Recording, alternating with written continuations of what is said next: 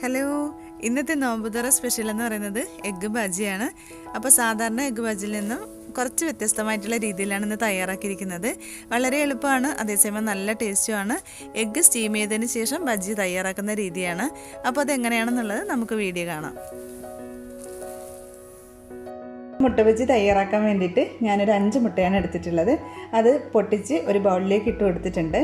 ഇനി നമുക്കിതിലേക്ക് ഒരു 1/4 ടീസ്പൂൺ കുരുമുളക് പൊടി ഇട്ട് കൊടുക്കാം. ആവശ്യത്തിന് ഉപ്പും കൂടി ഇട്ട് കൊടുക്കാം. അപ്പോൾ ഇതുപോലത്തെ ഒരു വിസ്ക് ഉണ്ടെന്നുണ്ടെങ്കിൽ ഇത് വെച്ചിട്ട് നന്നായിട്ടൊന്ന് ബീറ്റ് ചെയ്ത് കൊടുക്കാം.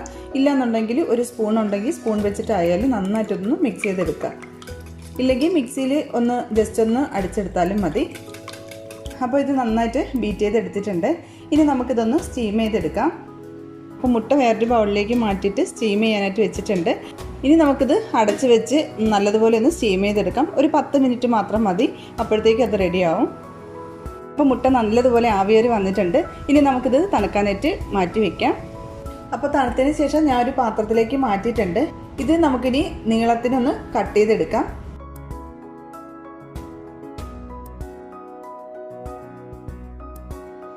അപ്പോൾ ഇതേപോലെ കട്ട് ചെയ്തെടുക്കുക. നീളത്തിന് ഇതേ ഒരു കനത്തിനാണ് ഞാൻ കട്ട് ചെയ്തെടുത്തിരിക്കുന്നത്. അപ്പോൾ നമ്മൾ മുട്ട പാത്രത്തിലേക്ക് ഒഴിച്ചു കൊടുത്ത് സ്റ്റീം ചെയ്യാൻ വെക്കുന്ന സമയത്ത് കുറച്ച് ഓയിൽ തടവി കൊടുത്തു കഴിഞ്ഞാൽ പെട്ടെന്ന് തന്നെ അത് പാത്രത്തിൽ നിന്ന് വിട്ടുവരും. ഇല്ലാന്നുണ്ടെങ്കിൽ കുറച്ച് അധികം സമയം എടുക്കും. നന്നായിട്ട് ചൂട് മാറിയതിന് ശേഷം മാത്രമേ അത് വരുള്ളൂ. അപ്പോൾ കുറച്ച് സമയം എടുക്കും. എണ്ണ തടവി കൊടുത്തിട്ട് സ്റ്റീം ചെയ്യാൻ വെക്കുകയാണെന്നുണ്ടെങ്കിൽ പെട്ടെന്ന് തന്നെ നമുക്ക് പാത്രത്തിൽ നിന്ന് വിട്ടുവരും. അപ്പം ഇതേപോലെ കട്ട് ചെയ്ത് വെക്കുക. ഇനി നമുക്ക് ഇതിൻ്റെ ബാറ്റർ റെഡിയാക്കി എടുക്കാം. അപ്പോൾ ബാറ്റർ റെഡിയാക്കാൻ വേണ്ടിയിട്ട് ഞാൻ 1 കപ്പ് കടലമാവ് എടുത്തിട്ടുണ്ട്. അപ്പോൾ അത് പാത്രത്തിലേക്ക് ഇട്ട് കൊടുക്കാം. ഒരു 1/4 കപ്പ് അരിപ്പൊടി, 1 ടീസ്പൂൺ കാശ്മീരി മുളക് പൊടി, ആവശ്യത്തിന് ഉപ്പിട്ട് കൊടുക്കാം. 2 പിഞ്ച് കായപ്പൊടി, ഒരുപാട് വേണ്ട, കുറച്ച് മതി. എന്നിട്ട് എല്ലാം കൂടി നമുക്ക് നല്ലതുപോലെ ഇതൊന്ന് മിക്സ് ചെയ്ത് കൊടുക്കാം. ശേഷം ഇതിലേക്ക് കുറച്ച് വെള്ളം ഒഴിച്ച് ഒരു കട്ടിയുള്ള ഒരു ബാറ്ററാക്കി എടുക്കണം. ഒരുപാട് ലൂസായി പോകരുത്. ഞാനിപ്പോൾ 1 കപ്പ് വെള്ളം ഒഴിച്ച് കൊടുത്തിട്ടുണ്ട്. അപ്പോൾ ഞാൻ 1 കപ്പ് വെള്ളമാണ് ഒഴിച്ച് കൊടുത്തിട്ടുള്ളത്. അത്യാവശ്യം നല്ല കട്ടിക്ക് റെഡിയാക്കി എടുത്തിട്ടുണ്ട് ബാറ്റർ. ഇനി നമുക്ക് എഗ്ഗ് ബജി റെഡിയാക്കി എടുക്കാം. ഫ്രൈ ചെയ്യാൻ വേണ്ടിയിട്ട് ആവശ്യത്തിന് ഓയിൽ ഒഴിച്ച് കൊടുക്കാം. ചൂടായി വരുമ്പോൾ എഗ്ഗിൽ നിന്ന് ഓരോ പീസ് എടുത്ത് നമ്മളെ ബാറ്ററിൽ മുക്കി നമുക്കിത് എണ്ണയിലേക്ക് ഇട്ട് കൊടുക്കാം.